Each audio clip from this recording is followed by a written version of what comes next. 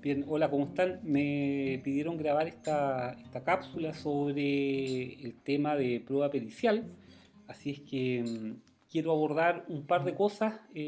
La temática que me consultaban dice relación con los aspectos más generales de la prueba pericial en cuanto a la pericia orientada a los informes psicológicos en relación a niños y adultos, eso por una parte.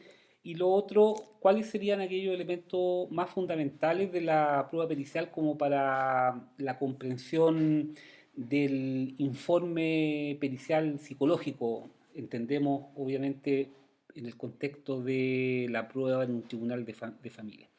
Ya, así es que voy a referirme a esto en general, mezclando ambas cosas. No voy a hacer una división exacta de las dos temáticas, sino que lo que voy a abordar incluye ambas cuestiones. Entonces, en realidad de lo que me voy a referir a propósito del tema solicitado es sobre la prueba pericial psicológica en los tribunales familiares. Yo creo que eso es lo que incluye aquello que me consultan debería referir. Ya, a ver, al respecto quiero partir señalando un poco cuál es el contexto de la prueba pericial en tribunales de familia y especialmente la prueba pericial psicológica. Y aquí quiero partir diciendo una constatación acerca de el rol y la importancia que tiene actualmente la prueba pericial en los tribunales para aquellas cuestiones que el tribunal decide. Fundamentalmente la prueba pericial va a resultar fundamental y la evidencia empírica así lo avala en la decisión de materias como cuidado personal, régimen comunicacional y en aquellos aspectos que diga relación con el abordaje de aquella dimensión más subjetiva de las personas como para evaluar decisiones relacionadas con la mantención o no de los deberes y obligaciones de los padres en relación a los hijos, por ejemplo. ¿Ya? Que eso, diría yo, es fundamentalmente la mayor demanda de prueba pericial en tribunales de familia. Eso por una parte, pero por otro lado quiero también referir que en torno a la prueba pericial psicológica hay que también reconocer eh, que la experiencia y la realidad muestran la cada vez mayor dependencia que no solo el tribunal, sino que los operadores en el sistema jurídico tienen de una prueba pericial de este tipo. Es decir, el conocimiento experto, se supone, ha ido ocupando aquellas áreas en que se demanda un apoyo más técnico a la hora de resolver cuestiones relacionadas con las relaciones padre-hijos, por ejemplo, o en el ámbito familiar más general. Entonces eso hay que reconocerlo como una característica que se da no solamente en familia, sino que uno la puede apreciar también, por ejemplo, en materia penal y en general en el rol cada vez más amplio que ha ido abarcando la presencia y el rol del perito psicológico en un juicio. ¿Ya? Entonces, hay varias cosas que aquí confluyen sobre los efectos y las características de la prueba pericial psicológica, ¿ya? Algunos de naturaleza positiva y otras negativa. Es decir, si bien es importante reconocer que una decisión bien justificada, entre otras cosas, es aquella que se va a fundamentar en un sustento, un piso técnico suficientemente idóneo, adecuado como para justificar una decisión en algún sentido. Eso es obviamente relevante. Cuando hablamos de que la decisión del tribunal debe basarse en criterios de racionalidad, es decir, haciendo referencia aquí a lo que implica la valoración de la prueba y la sana crítica especialmente, entender que la sana crítica como sistema de valoración, si bien es un sistema de valoración libre, en el sentido que no hay reglas prefijadas que asignen un cierto valor probatorio a los diversos métodos de prueba, entre ellos el peritaje, a diferencia de lo que sería, por ejemplo, con un sistema de prueba legal o tasada, en que es la ley la que señala el valor probatorio para cada medio de prueba en particular. en un sistema de libre valoración, como es la sana crítica, hay que comprender que pese a que se le denomine de libre de valoración, solamente lo de libre valoración hace referencia a la no sujeción a reglas predeterminadas. Pero eso no quita a la racionalidad que tenga que tener la valoración, ¿ya? Y eso nos lleva entonces a la consideración de un conjunto de reglas de valoración de sana crítica, como serían los conocimientos científicos técnicos afianzados, los caracteres o los presupuestos lógicos que están implícitos en cualquier tipo de inferencia, y por último las generalizaciones o máximas de experiencia. Por lo tanto, me interesa partir de un supuesto y dejarlo claro que la valoración implica de todas formas la sujeción del juez a un sistema racional de valoración. Y cuando digo racional, estoy diciendo a un sistema que pueda ser escudriñado, pueda ser entendido y comprendido a través de justificaciones y argumentos que el juez debe dar al momento de motivar su decisión, de manera que el razonamiento pueda ser intersubjetivamente comprensible y además criticable. Ya es una cuestión importante. Ahora, ¿qué aspectos relacionados con la prueba pericial y en el ámbito psicológico, naturalmente, vamos a tener que tomar en consideración y tener en cuenta que operan en cualquier proceso de decisión, como son las decisiones de los tribunales de familia? Eh, Diría yo que hay que reconocer que la decisión del juez se va a guiar básicamente por dos caminos. Un camino que uno podría decir más normativo, es decir, más apegado a reglas, normas jurídicas, y otro camino que está orientado al establecimiento de los hechos. Es decir, mientras que por la senda más normativa, el propósito de la decisión del juez se encamina a determinar cuál es la norma jurídica aplicable. En el otro camino, en el camino de los hechos, en el camino de lo fáctico, la decisión del juez está más bien encaminada a precisar cuáles son aquellos hechos probados, es decir, cuáles son aquellos enunciados propuestos por las partes al momento de fundamentar su demanda que hayan podido ser establecidos sobre la base de la prueba rendida. ¿Ya? Y es en este punto donde yo me quiero detener, porque cuando hablamos de los hechos probados hay que comprender que para llegar a la determinación de hechos, por ejemplo, para decir que efectivamente, un ejemplo así muy, muy simple, para decir que efectivamente el padre o madre X carece de habilidades parentales y que esta carencia de habilidades parentales le impide ejercer el cuidado personal, haciendo una simplificación muy extrema, eh, esa conclusión es producto de la valoración de la prueba, entre esa la prueba pericial.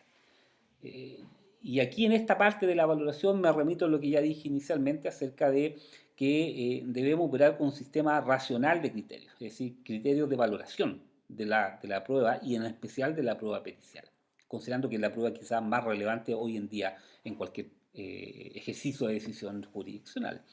Ahora, respecto de la prueba pericial, diría yo en esta parte que habrá que considerar, y especialmente en aquella prueba pericial psicológica, algunos límites que conviene tener en cuenta, que son límites que creo yo puede que estén de cierta manera expresados en alguna forma en nuestra legislación, en nuestro ordenamiento jurídico, pero no del todo. Y en esta parte quizás falta un poco más de desarrollo argumentativo, más teórico, acerca de, bueno, de señalar en qué contexto el peritaje psicológico se enmarca, cuáles son sus límites, porque hay que reconocer que toda prueba pericial tiene límites y tiene posibilidades máximas como de realización. Entonces, como primera quizá característica, yo hablaría aquí de a lo menos algunos límites que podríamos denominar límites éticos en cuanto a la prueba misma, al peritaje psicológico. Algunos límites que son más bien del ámbito normativo, sí ya son límites que están establecidos en el ordenamiento jurídico sobre la base de ciertas normas, disposiciones jurídicas que expresan normas acerca de cuál es el marco jurídico donde se debe desenvolver la prueba pericial psicológica. Hay límites también de tipo cognitivo, ¿ya? Que está dado también por algunas características a las que me voy a referir un poco más adelante. Límites también probatorios y por último, límites que uno podría definir como límites epistemológicos, ¿ya? Es decir, acerca de la estructura o el sistema de justificación de creencias y de por qué y cómo y cuándo y en qué condiciones el juez, en este caso, que a quien va dirigida la prueba pericial, puede y debe justificar sus propias creencias. ¿Ya? Y es una cuestión muy relevante. Pero creo que de esa manera uno podría definir más o menos en términos bien generales y bastante precisos cuál es el marco donde se desenvuelve la prueba pericial y especialmente la prueba pericial psicológica. Ahora, hay que entender la prueba pericial cuando uno dice sujeta a límites normativos, entender la prueba pericial y pericial psicológica como un tipo de prueba, en el fondo, un medio de prueba que la ley contempla para la acreditación de aquellos enunciados fácticos que se están alegando como base de una pretensión. Y en este sentido yo diría que la prueba pericial cumple un rol claramente de constituir o de ser un límite autoritativo. Ya esto de límite autoritativo en el sentido que eh, las reglas de valoración están afectas, en este sentido, a aquellas posibilidades que contemple la prueba pericial. Pero no solo la regla de valoración, sino que al revés también la prueba pericial está afecta o subordinada también a aquellos límites que plantea la propia prueba pericial. ¿Ya? Y en este sentido, por una parte, la prueba pericial se va a ver constreñida inevitablemente a estas reglas de evaluación. ¿Cuáles? Eh, Quizás la más relevante, diría yo, es la que constituye aquel conjunto de reglas llamadas del conocimiento científico o técnico afianzado en una comunidad científica. Esta es una cuestión muy importante, creo yo, y a la que poco se le dedica tiempo, porque una prueba pericial psicológica, por ejemplo, aquella que pretende establecer algunas conclusiones acabadas sobre la dimensión subjetiva de una persona en relación a ciertas competencias o falta de competencias relacionadas con la habilidad de crianza. Por ejemplo, uno debería reconocer que aquella dimensión que la prueba pericial pretende eh, estudiar y pretende establecer sobre la base de algunos criterios o conclusiones para que puedan ser expuestos ante el juez, necesariamente adolece de una debilidad inherente y una debilidad fundamental que obliga a tener una mayor precaución para el operador jurídico, especialmente el juez, al momento de decidir. Y es el hecho de que se adentra en un ámbito subjetivo que no está gobernado por lo que uno podría decir leyes de una cierta naturaleza, es decir, leyes científicas. Estamos hablando de el ámbito subjetivo dominado que pretende ser entendido por la psicología, pero entendida esta como una ciencia de la comprensión, no una ciencia dura como sería, por ejemplo, la física o la química. Y por lo tanto, la solidez de las conclusiones de un ámbito de conocimiento como es la psicología, necesariamente topa con un componente de debilidad que es consustancial a ella misma y el hecho de la naturaleza que tenga o no tenga como ciencia, que es una cuestión ahí todavía debatible. ¿Podríamos decir que la psicología es ciencia, por ejemplo? La respuesta podría ser que no, o que sí. Y si fuera así, uno tendría que nuevamente partir de la base de una cierta diferenciación de, bueno, y si es una ciencia, ¿qué tipo de ciencia? Claramente no es una ciencia igual que la, que la química o la física y por lo tanto la verdad de sus postulados son aún más provisionales y subjetivos que los postulados de una ciencia como sería la ciencia de la química o la física. ¿Ya? Y por lo tanto eso nos lleva a entender que al momento de valorar la prueba nos topamos con este límite que está dado justamente por la naturaleza de la ciencia que está detrás y que debería justificar un tipo de creencia. Entonces, eh, el límite autoritativo aquí me parece que es relevante marcarlo sobre esta base, es decir, está dado tanto por la regla de evaluación como el carácter propio que tiene la prueba pericial. Ahora, en un proceso, ¿cierto? En un sistema de resolución de conflicto eh, como es el, ¿cierto? Aquel donde se inserta la prueba pericial en general, nos vamos a encontrar con la necesidad también de poder justificar de alguna manera las conclusiones y la decisión del juez. Es decir, en una demanda de cuidado personal, inevitablemente nos vamos a encontrar con la necesidad de someter cierto ámbito de la subjetividad de las personas que yo quiero llamar en este punto como los estados mentales, es decir, someter estados mentales a un sistema de prueba de manera de extraer alguna evidencia inevitablemente nos lleva a considerar las debilidades de la prueba misma que ya he señalado anteriormente. Eh, Al respecto, esta parte es bien relevante porque en un proceso cualquiera el objetivo, entre otras cosas, pero quizás el más fundamental, es establecer algún grado de verdad acerca de los hechos que están siendo sometidos a la decisión del juez. ¿Ya? Y cuando digo algún grado de verdad, parto de la base de que no es posible conocer toda la verdad en un proceso. ¿Ya? Es decir, aquí hay que partir de ese supuesto que es básico. No es posible conocer la realidad del todo. Lo que en un proceso judicial se conoce es solamente parte de aquella realidad que está mediada justamente por eh, la imposibilidad misma de conocer todo lo que está ocurriendo en el mundo real. Y por lo tanto, nos vamos a guiar aquí por una separación entre verdad y prueba, en el sentido de que la prueba nos da un grado de verdad o, si se quiere, una posibilidad de verdad en algún punto, en algún sentido, sometido a algún cierto estándar, que es lo que usualmente se le puede denominar la verdad judicial, ¿cierto? Como para distinguirla de aquella verdad real.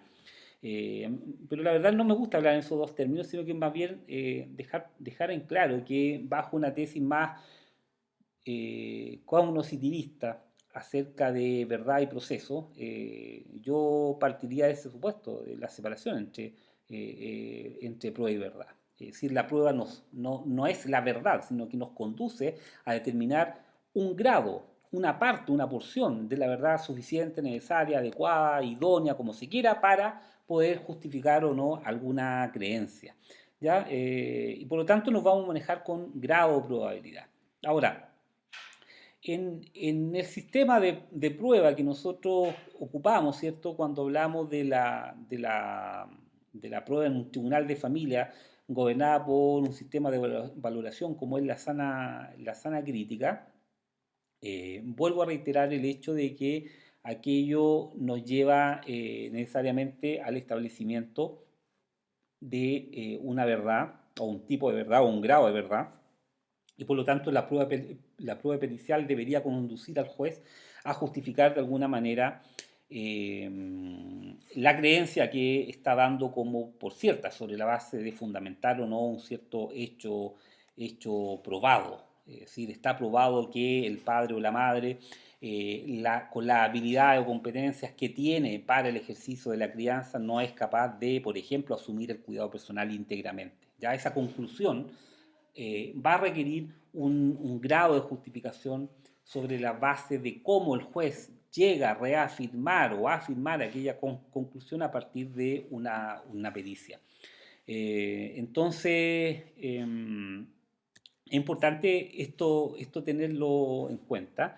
El rol del psicólogo en este caso, en un procedimiento judicial cualquiera, es el esperable al rol que puede tener un perito en cualquier proceso, es decir, el rol de experto, ¿ya? Es decir, un profesional, un experto, ¿cierto?, en algún área determinada que posea una información de tipo especializada, es decir, con base en una cierta ciencia, arte, técnica o práctica que pueda ser útil y conducente para que el juez pueda resolver. Y por lo tanto, la decisión del juez en cuanto al proceso de formación de sus propias creencias va a estar mediada y necesariamente va a ser así por el conocimiento y aquella información del perito experto. ¿Ya? Para poder fundamentar con posterioridad sus propias conclusiones acerca de la creencia que él ha estimado al rango de constituir un hecho probado. Y por eso se dice que un experto no es solamente aquel que posee información correcta, sino que también experto es aquel que tiene la capacidad o disposición para utilizarla adecuadamente cuando se requiera. Y cuando se requiera nos da un cierto elemento de oportunidad, es decir, es útil la información técnica y seguramente cualquier profesional la tiene, pero eso no hace experto a una persona para transformarlo en perito, sino que cuando esa información puede ser útil y esa persona está en posición de poder compartirla de manera adecuada para el ejercicio de decisión. Ya habitualmente yo soy juez de familia y habitualmente me enfrento a pericias psicológicas de distinto tipo y por distintos profesionales y la verdad es que no siempre la información que se entrega en la pericia es información adecuada ni es información oportuna. ¿Ya? La oportunidad quizá uno podría decir, bueno, es oportuna porque está siendo dada en el contexto del proceso, sí, pero al faltar la adecuación se pierde de todas formas el elemento de oportunidad porque yo la necesito ahora, en ese momento, no después, ¿ya? Porque el proceso es un proceso acotado, entre otras cosas, está sujeto a márgenes de tiempo, a reglas institucionales, exigencias institucionales también, y por lo tanto el proceso no puede tener una duración indeterminada, ¿ya? Y por lo tanto es ahí, cuando está declarando el perito, es cuando yo requiero información especializada, oportuna, pero además adecuada. Y esa es la parte que a veces uno quizás no observa eh, de manera más o menos constante. Ya el rol del perito psicólogo, y esto me parece importante también de resaltar, es que él debe opinar acerca de los hechos, ¿cierto? Los hechos que él esté percibiendo a través del uso de una cierta metodología, el uso también de ciertas prácticas, ciertas formas de abordar el problema para tratar de establecer de manera indagatoria algunas conclusiones que él puede estar en posición de poder exponer. Entonces, esta parte es importante porque el perito finalmente ocupa su expertise, su práctica, su experiencia al servicio de una función, ¿cierto? Que es la de entregar insumos que al juez le puedan servir para justificar su creencia y posterior decisión. Ya es una parte, me parece que es quizás la más relevante. Ahora, en este proceso de ejercicio de la prueba pericial psicológica hay que entender que nos vamos a encontrar siempre, y el caso del perito seguramente lo debería percibir así, él va a estar en una constante interrelación a lo menos con tres tipos de cuestiones. Los hechos externos que él percibe de alguna forma, los hechos percibidos, es decir, aquellos hechos externos que él toma y que percibe de manera directa o indirecta, y cómo interpreta aquellos hechos, es decir, transformar estos hechos en hechos interpretados. Es decir, este proceso es un continuo. Hechos externos, percepción y hechos interpretados es el ciclo donde se va a desenvolver el perito, el perito psicológico especialmente, al momento de evacuar un encargo. Ahora, el abordaje de una prueba pericial también debe contemplar algunas cuestiones que yo creo que hay que señalar y que afectan tanto al perito como al juez. ¿Ya? Y hay que reconocer acá que todo conocimiento experto genera una cierta dependencia. ¿Ya? Dependencia en el que no es experto. ¿Ya? Si el juez requiere un peritaje psicológico en un sentido determinado, es porque el juez obviamente no tiene aquel conocimiento. ¿Ya? Y eso es así, porque los jueces de familia somos todos abogados. Por lo tanto, cuando yo requiero indagar en una dimensión más subjetiva, un estado mental, naturalmente voy a requerir de conocimiento experto, del que yo carezco. ¿Ya? Y por lo tanto, el fenómeno de la dependencia es una cuestión que está siempre ahí, latente, y a la que uno puede estar afecto. Es decir, el juez podría llegar a depender del conocimiento experto al punto que el perito se pueda transformar incluso en el decisor, que es un fenómeno que ha sido estudiado, hay evidencia al respecto, y quizá uno de los riesgos y peligros más grandes hoy día con la prueba pericial de expertos es justamente el fenómeno de la dependencia. Y esto se da en tipo de conocimiento más complejo, es decir, en aquellos ámbitos de conocimiento mucho más complejos, sofisticados, la dependencia pasa a ser mayor que en aquellos ámbitos que son de conocimiento que uno podría decir un poco más común. Y en la psicología no escapa a eso, es decir, hay una cuestión relativa a los estados mentales que puede estar gobernado por el conocimiento de la psicología, pero también hay un ámbito de la psicología que uno podría llamar una psicología popular, es decir, un tipo de conocimiento, un bagaje de conocimiento manejado más o menos por un común de personas. Pero no me refiero a eso, me refiero a cuando el conocimiento demandado en un proceso judicial es de una complejidad mayor y de un grado de sofisticación mayor. Y ahí es cuando uno podría caer en este fenómeno de la dependencia, porque al ser un grado de conocimiento más complejo del que el juez carece y del que todos los demás intervinientes carecen, es muy fácil caer en la simple creencia inmediata en el perito, solo porque es quien se supone es el que conoce acerca del problema que está dando cuenta. ¿Ya? Entonces es una cuestión a tener en consideración porque se da bastante, no solo en familia, sino que esto está estudiado sobre la base de la necesidad de contar con conocimiento experto en la toma de decisiones. ¿Ya? Entonces este fenómeno me interesa recalcarlo porque eh, supone un riesgo, porque supone el riesgo del rol de sustitución, es decir, que el juez simplemente o las partes hacen fe lo que el perito dice porque es experto y porque la verdad nadie más entiende aquello sobre lo que está dando cuenta el perito, que fácilmente el perito sustituye el rol del decisor en este caso y finalmente la decisión está basada íntegramente en el informe pericial. ¿Ya? Y ese es un fenómeno que debería ser mucho más estudiado en nuestra realidad nacional.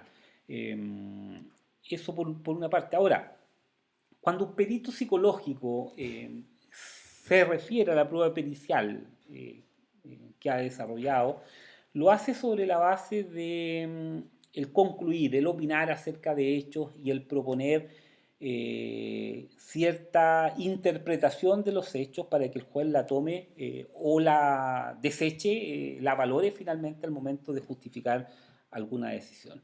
¿Ya? Y aquí quiero delimitar claramente que el rol del perito en este punto es justamente entregar aquella interpretación, mostrar un cierto estado de cosas, pero no sugerir lo que el tribunal debería decir. Ya es una cuestión sobre la que también uno observa bastante poca comprensión, poca claridad y seguramente poco conocimiento en los propios peritos cuando uno ve que sus peritajes concluyen con lo que el tribunal debería. Sugiero al tribunal que otorgue el cuidado personal al padre o la madre. Bueno, ya ahí estamos en un ámbito distinto que excede al ámbito de la prueba, de la prueba pericial misma. ¿Ya? El perito se debe limitar a interpretar hechos y él proponer una conclusión acerca de esto para que el tribunal la valore. Ahora, eh, lo relativo a la prueba pericial en el ámbito psicológico y como toda prueba pericial, yo creo que hay que entender que se trata básicamente de una prueba testimonial. ¿Ya? La declaración del perito un perito psicólogo, por ejemplo, en un juicio, es básicamente una declaración testimonial. Es un tipo de testimonio muy distinto al testimonio que conocemos habitualmente como el del testigo, es decir, una persona más o menos conocida, cercana de otra que es parte de un juicio, que va a relatar algunos hechos que ha percibido de alguna forma. El perito es también un testigo, pero es un testigo mucho más abonado, porque es además un testigo experto. Es decir, que es un perito al cual se le permite una opinión técnica acerca de los hechos, cuestión que para los testigos en general está vedada. Es decir, el perito sí puede interpretar, sí puede opinar, sí puede proponer una cierta formulación conclusiva. ¿Ya? Y eso es porque es parte de la prueba misma y de la forma de entender la prueba pericial. Ahora, el problema con eso es, diría yo, un problema ahí, hay un problema que uno debería abarcar, que es más de fondo, que es el tema del conocimiento, el cómo se forma el conocimiento, el cómo el juez justifica su propia creencia acerca de una cierta cuestión. Ya, y en este sentido es muy complejo, porque si uno advierte, eh, a diario nosotros operamos nuestra vida real y tomamos decisiones sobre la base de conocimiento que no hemos verificado de ninguna forma. Y lo hacemos porque tenemos un grado de creencia más o menos fuerte acerca de cosas, ¿cierto? Que la ciencia, que los científicos han podido establecer, pero que muchas veces, pasado un cierto tiempo, desechan cuando descubren que en realidad la evidencia indica otra cosa. Pero nosotros operamos sobre un conjunto de creencias. Nuestra fe religiosa se basa, por ejemplo, en la creencia determinada acerca de que hay un Dios, acerca de que Jesucristo, por ejemplo, es el Hijo de Dios, que estuvo en la tierra, etcétera. Pero esa creencia, solamente por utilizarla como ejemplo, ¿cómo la justificamos? ¿Cómo tomamos decisiones de índole personal, familiar, sobre la base de esas creencias religiosas que no están justificadas? Bueno, en el ámbito de la prueba pericial psicológica ocurre el mismo fenómeno. Es decir, cuando uno ve un perito haciendo una labor de indagar en ciertos estados mentales de la persona, de cierta manera lo que nosotros estamos expuestos, a lo que estamos expuestos es hacer un cierto acto de fe, porque lo que deberíamos exigirnos en forma primero personal, pero también exigir al perito, es cómo justifica esa afirmación o esas afirmaciones o esas conclusiones y ese grado de creencia, y cómo yo, juez, tomo aquellas conclusiones expuestas por el perito y las incorporo a mi sistema de creencias para efecto de decidir. Y es una cuestión tremendamente difícil tratándose de conocimiento que proviene de estas ciencias que algunos llaman de la comprensión para distinguirla de las ciencias duras, ¿ya? Porque hay una diferencia enorme entre la ley de gravedad, ¿cierto? Y todo lo que ello implica con una conclusión de un perito psicólogo en el ámbito de las habilidades parentales. Hay una diferencia fundamental y es el hecho de la mayor certeza o certeza, ¿cierto?, que le damos a la primera y aquella más bien verdad muy provisional, subjetiva, indiciaria, débil que uno debería asignar a la segunda.